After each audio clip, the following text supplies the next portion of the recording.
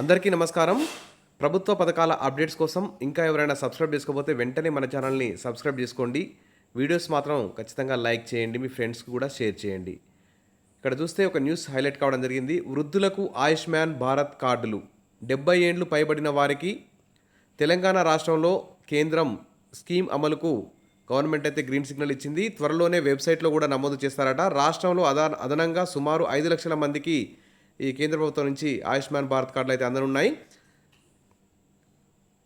ఆయుష్మాన్ భారత్ కింద 70 ఏళ్లు పైబడిన వారందరికీ ఉచిత వైద్యం అందించాలని కేంద్ర ప్రభుత్వం గైడ్లైన్స్ అయితే విడుదల చేసింది. అయితే దీన్ని తెలంగాణలోనూ అమలు చేసేందుకు రాష్ట్ర ప్రభుత్వం కసరత్తు అయితే చేస్తున్నది.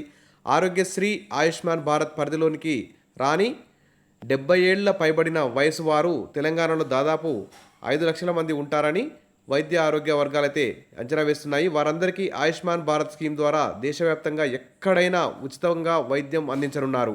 ఇది ఒక గుడ్ న్యూస్ అని చెప్పుకోవచ్చు. అంటే వివిధ రాష్ట్ర ప్రభుత్వాలు ఆరోగ్యశ్రీని అమలు చేస్తున్నారు. అయినా 70 ఏళ్ళ పైబడిన వారికి అది వర్తించదు. కానీ ఈ ఆయుష్మాన్ భారత్ స్కీమ్ మాత్రం 70 ఏళ్ళు పైబడిన వృద్ధులందరికీ భారతదేశంలో ఎక్కడైనా ఏ ఆసుపత్రిలోనైనా 5 లక్షల వరకు ఫ్రీగా వైద్యం పొందే అవకాశం అయితే ఉంది. కేంద్ర స్కీమ్ వెబ్సైట్లో తమ పేర్లు నమోదు చేసుకున్న వారికి ప్రత్యేకంగా ఈ ఆయుష్మాన్ కార్డులు అయితే అందజేస్తారు.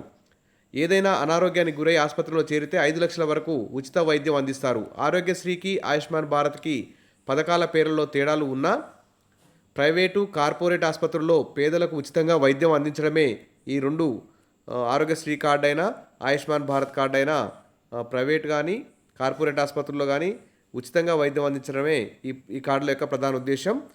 రాష్ట్రంలో 26 లక్షల వరకు కుటుంబాలు ఆయుష్మాన్ భారత్ స్కీమ్ కింద కవర్ అవుతుండగా ఆరోగ్యశ్రీలో 77 లక్షల కుటుంబాలకు కవర్ అవుతున్నాయి. ఇది ఒక 70 ఏళ్ళు దాటిన వృద్ధులందరికీ గుడ్ న్యూస్ అని చెప్పొచ్చు. Wish all the best. Thank you.